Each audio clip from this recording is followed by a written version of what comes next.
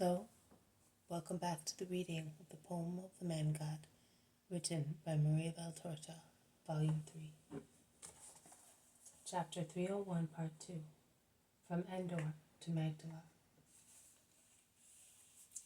The waves are breaking against the little beach of Magdala when the two boats land there in a late November afternoon. They are not big waves, but they are annoying for those landing, as their clothes get wet.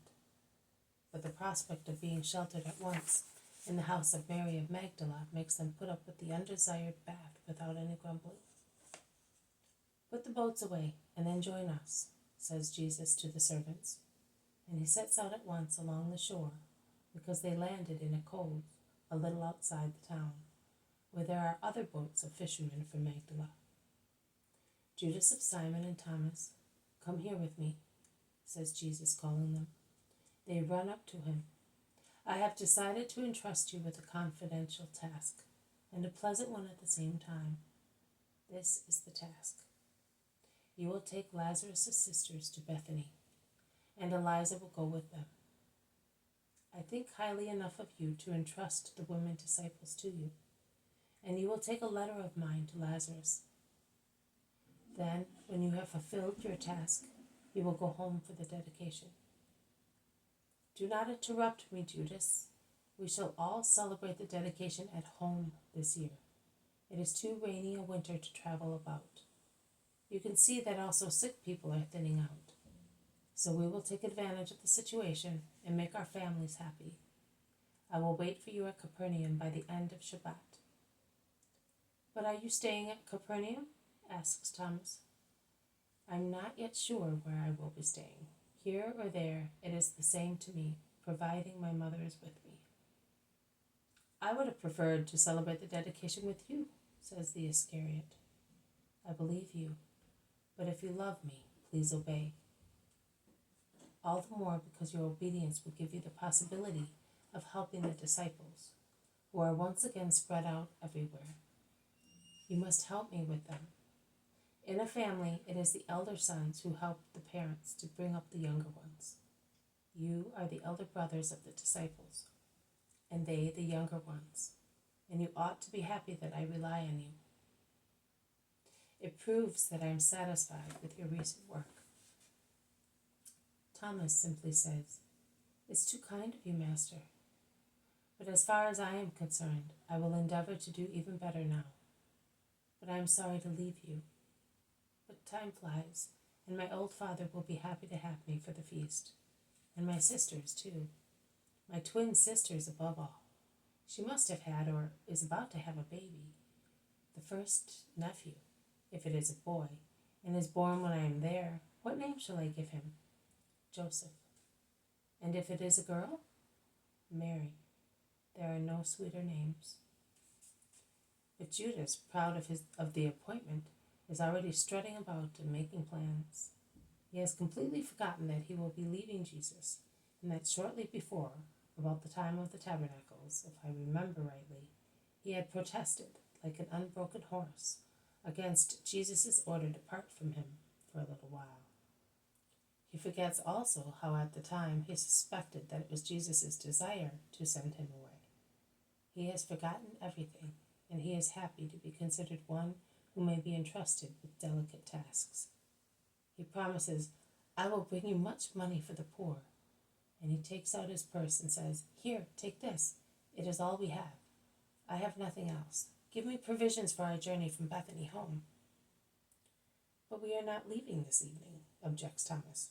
"It does not matter. No money is required in Mary's house, so I am happy that I do not have to handle any more. When I come back, I will bring your mother some flower seeds. I will get them from my mother. And I want to bring a present for Margia." He is elated. Jesus looks at him. They are now in the house of Mary of Magdala. They make themselves known and go in. The women run joyfully to meet the Master, who has come to take shelter in their home.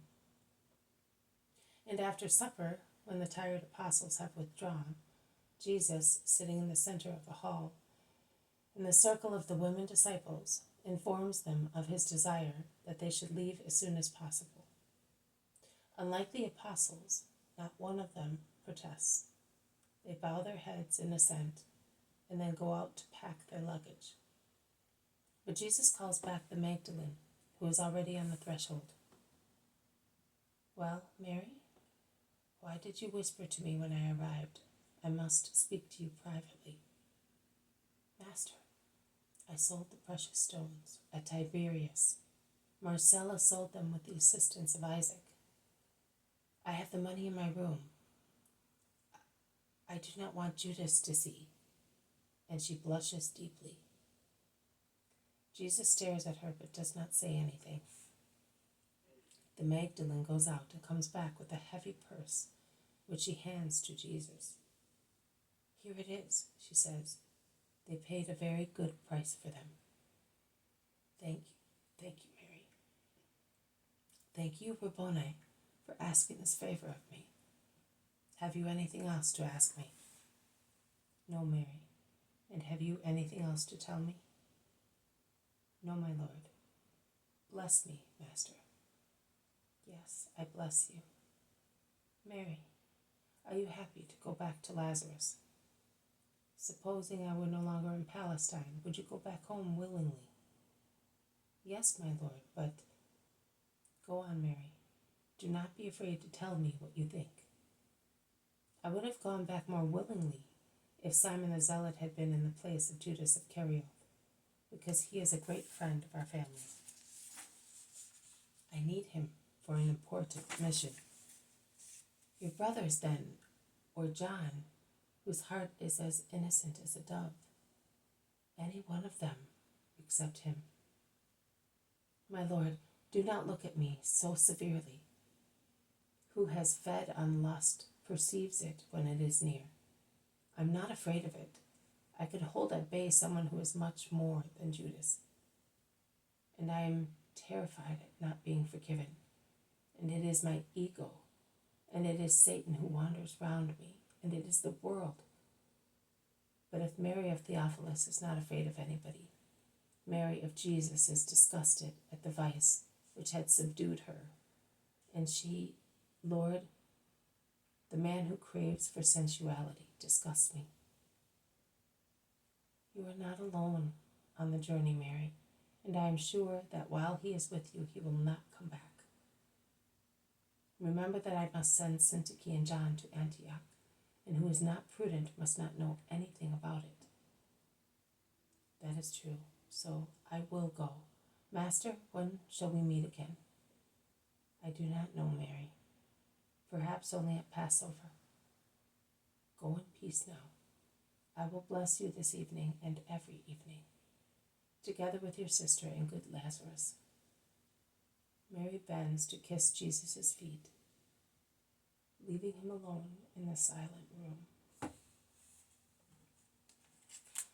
This has been a reading from the poem of the Man God, written by Maria Valtorta, Volume 3, Chapter 301, Part 2, From Endor to Magdala. Thank you for listening. I will see you tomorrow. May God bless you, and may peace be with you.